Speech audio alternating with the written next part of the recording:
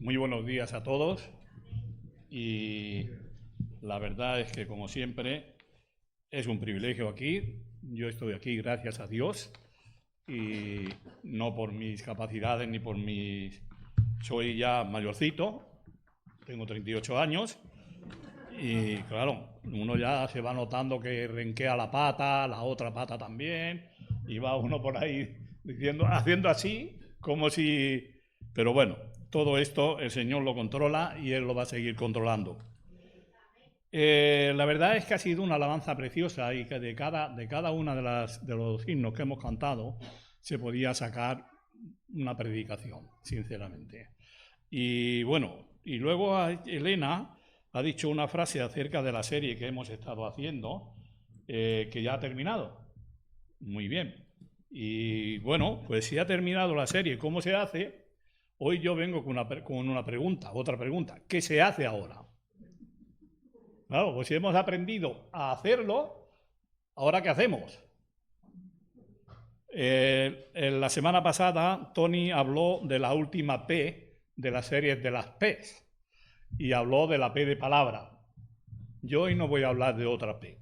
Ya no me he inventado ninguno. Puedo hablar del pi 3, 14 y 16, pero de otra P no voy a hablar. Pero sí voy a hablar de una letra que tiene mucha importancia para nosotros, o que debería tener mucha importancia para nosotros. De acuerdo al significado que dijo Tony de la palabra tectón del griego, yo lo he mirado y preparando este mensaje, lo he mirado y precisamente en mi diccionario quiere decir carpintero, y al fin y al cabo el carpintero es un constructor también, construye muebles de madera. Y bueno, aparte de eso, pues la verdad es que yo quiero, como nos ha dicho que somos constructores, porque ella dijo una frase, soy un constructor del reino o de mi propio reino, hizo esta pregunta. Pero dijo que éramos constructores del reino de Dios en la tierra.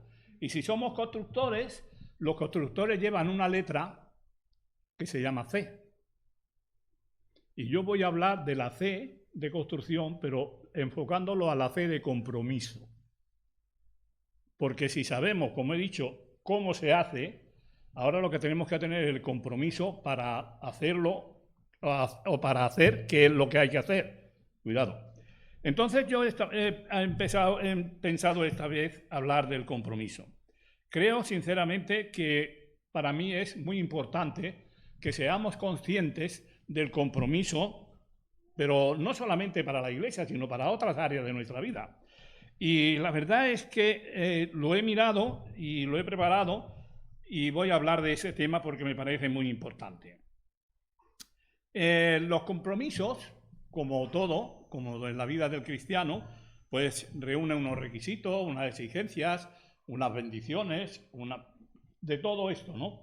Y vamos a ver, lo primero que vamos a ver es, el compromiso es hacer aquello que yo he dicho que voy a hacer, o hacer aquello con lo que me he comprometido con alguien. Si yo me comprometo con Elena a decir, pues mira, te voy a hacer esto, el compromiso consiste en que yo le haga eso a Elena y le dé lo que le he dicho que le voy a hacer. Este es el compromiso. Pero el compromiso requiere algunas cosas que yo quisiera destacar aquí esta mañana. Lo primero que requiere el compromiso es una responsabilidad. Cuando nosotros pasamos a la iglesia y nos bautizamos y nos hacemos miembros, por lo menos cuando yo me hice miembro, adquiría una responsabilidad con la iglesia, principalmente con el Señor, pero esta responsabilidad con el Señor mía se debe de ver reflejada en la iglesia también. Y entonces la responsabilidad es un valor que lleva a cumplir los deberes y promesas que yo he hecho. Cuando yo me hice miembro de Libertad, entonces de la otra iglesia que estábamos allí, cuando yo me hice miembro de allí, me comprometí a cumplir con unos deberes que yo había firmado y había visto en los estatutos que me entregaron antes de bautizarme. Es asumir las consecuencias de esa decisión. O sea, es asumir las consecuencias de mis propios actos cuando los realizo de forma consciente. Si una persona está discapacitada o no tiene suficiente capacidad física o mental, no se le va a exigir que haga ciertas cosas. Pero si tú y yo estamos en condiciones normales físicamente, sanos y fuertes, así como yo, por ejemplo, pues debemos de hacer aquello a que nos hemos comprometido. Y ese es el compromiso, esa es la responsabilidad. Implica no huir de ellos, no huir de los compromisos. Implica dar la cara a veces, y a veces incluso implica arriesgar, porque un compromiso exige tiempo, exige a veces dinero, y exige esfuerzo, y exige sudor, y exige bastantes cosas que a veces las tenemos que hacer y que es nuestra responsabilidad porque nos hemos comprometido. Nos hemos comprometido con el Señor. Cualquiera de los que estamos aquí que ha creído se ha comprometido con el Señor o nos hemos comprometido con el Señor. Y por tanto, lo que el Señor pide de nosotros es lo que debemos de hacer. Que le obedezcamos, que hagamos su voluntad, que le amemos, que amemos al hermano, que amemos a aquellos que tienen más necesidad que nosotros, etcétera, etcétera. Otra de las cosas que exige el compromiso es vinculación. La vinculación es una palabra bastante durilla porque se define como atar algo a una cosa. Esa es la vinculación. La vinculación es atar o fundamentar algo en otra cosa, sujetarse a las obligaciones que tenemos. Es una unión o una atadura fuerte que es difícil soltarla. Entonces, cuando yo estoy vinculado al Señor, y si yo he hecho un compromiso con el Señor, debo de vincularme a Él de forma que no me suelte. No que no me suelte Él, sino que no me suelte yo de Él. El viernes decía en el culto de oración que San Agustín decía que Dios estaba con él, pero él no estaba con Dios. Y lo reconocía él mismo. Y muchas veces, hermanos, nos puede pasar esto a nosotros también. Queremos que está Dios con nosotros, pero nosotros no estamos con él. Lo tenemos un poquito apartado. Leía una vez uno que iba un religioso que iba a la iglesia y el hombre así un poco con humor le decía, Señor, estaba con el Señor, estaba orando, pero cuando llegó la hora de ir a la iglesia le dice, Señor, te dejo que me tengo que ir a la iglesia.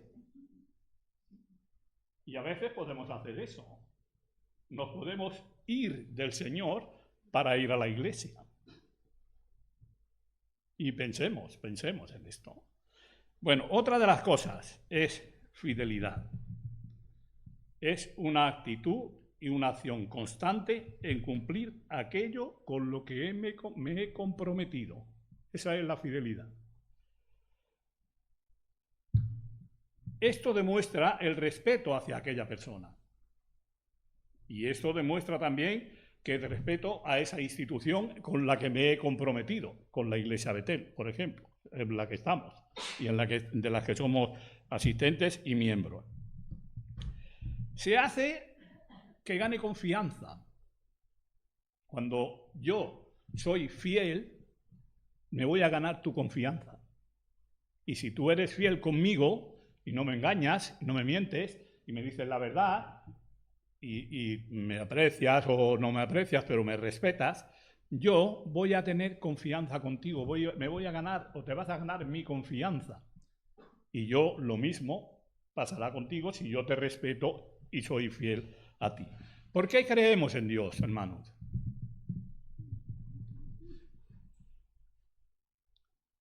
¿Por qué creemos? Caray. ¿Sabemos por qué creemos?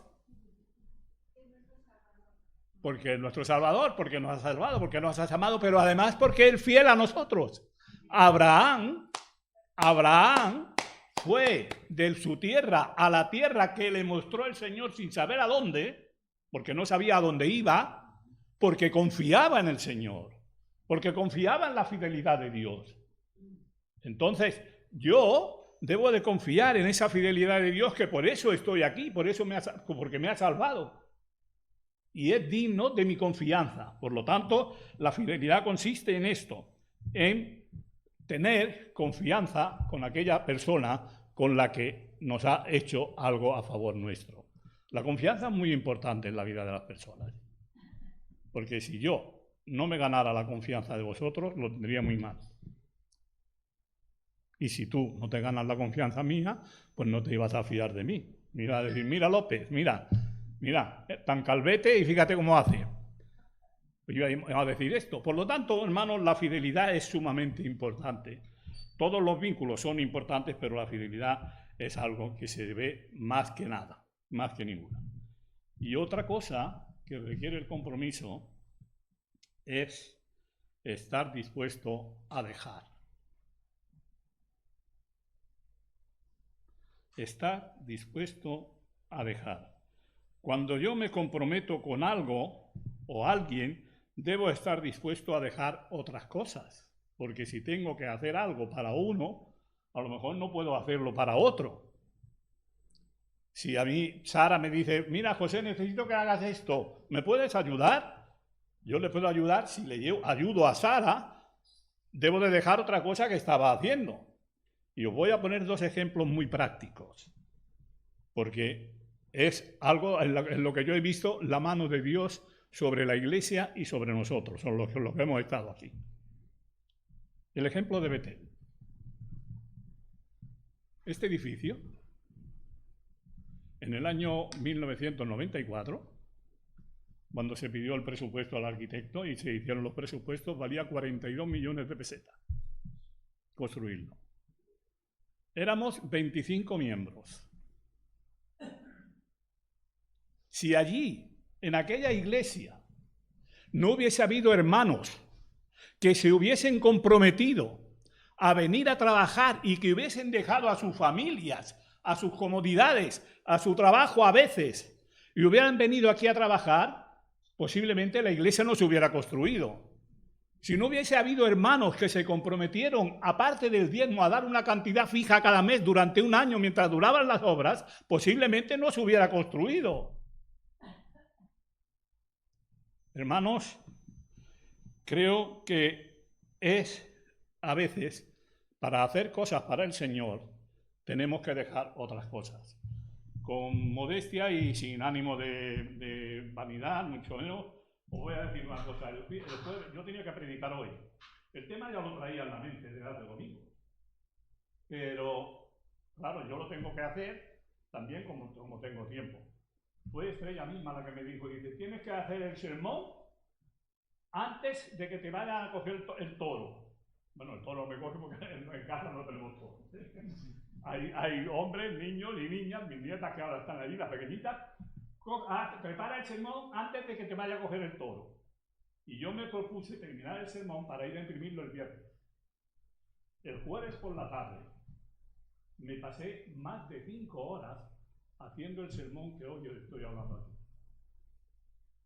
Porque a mí me gusta mirar las definiciones, mirar los diccionarios, me gusta no poner aquí a hablar y ya está, sino saber más o menos lo que digo y cómo lo digo. Por lo tanto, hermanos, tuve que dejar lo que a mí a lo mejor me gustaba en aquel momento o quería en aquel momento para hacer lo que hoy os estoy hablando a vosotros. O sea, en la vida del Señor tenemos que acostumbrarnos a que muchas veces tenemos que dejar cosas para servirle a Él. Tenemos que dejar cosas. No es fácil. Y bien, esto es los requisitos. Ahora voy a dar algunos ejemplos de hermanos nuestros, creyentes, que dejaron, que tuvieron que dejar. Y el primero que vamos a hacer es hablar del perseguidor. ¿Sabéis quién era el perseguidor? ¿Lo sabéis quién era? Ah, Pablo. Vamos a ver, vamos a leer un texto, que es el que yo quería como base, en la epístola a los Gálatas, capítulo 2 y versículo 20.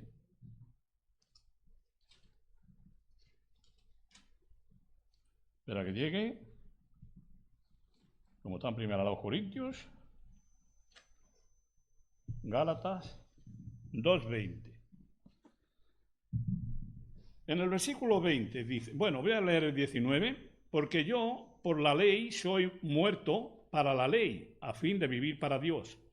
Con Cristo estoy juntamente crucificado y ya no vivo yo. Vive Cristo en mí.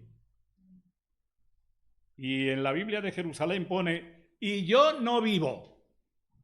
No, y ya no vive, no añade ese ya, sino que dice, y yo no vive, ahora vive Cristo en mí.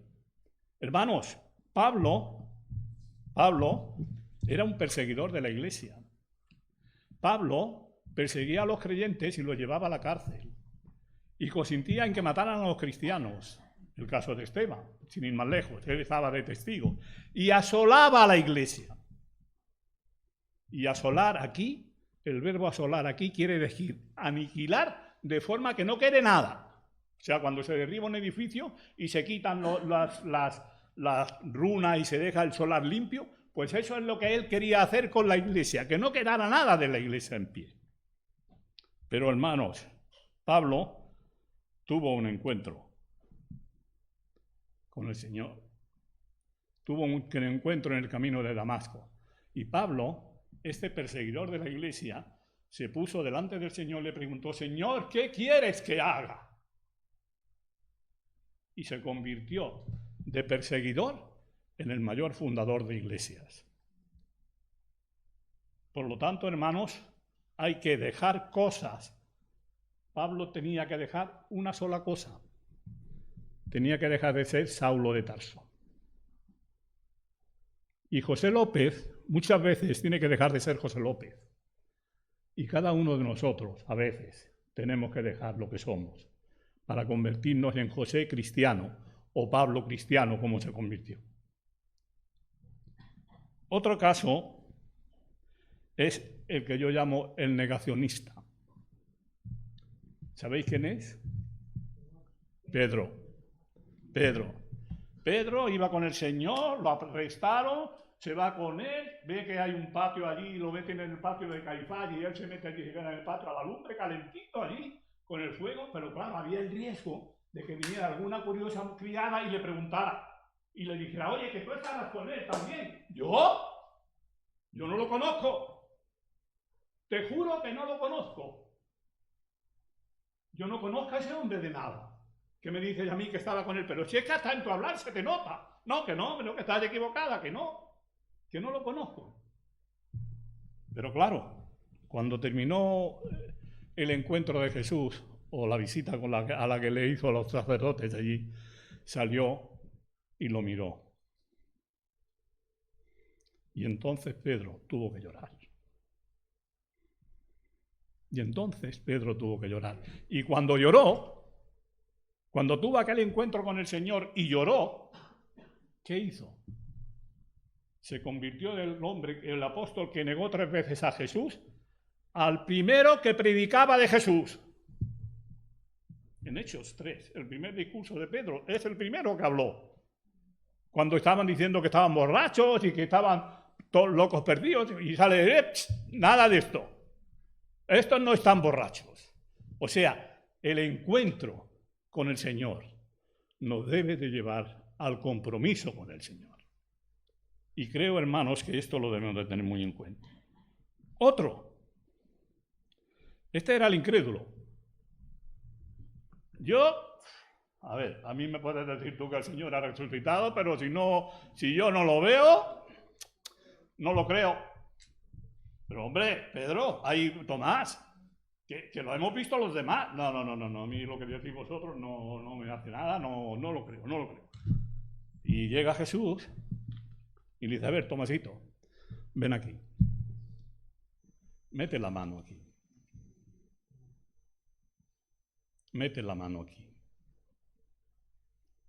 ¿Y qué hizo Tomás? Metió la mano. ¿Y qué hizo? ¿Qué dijo Tomás?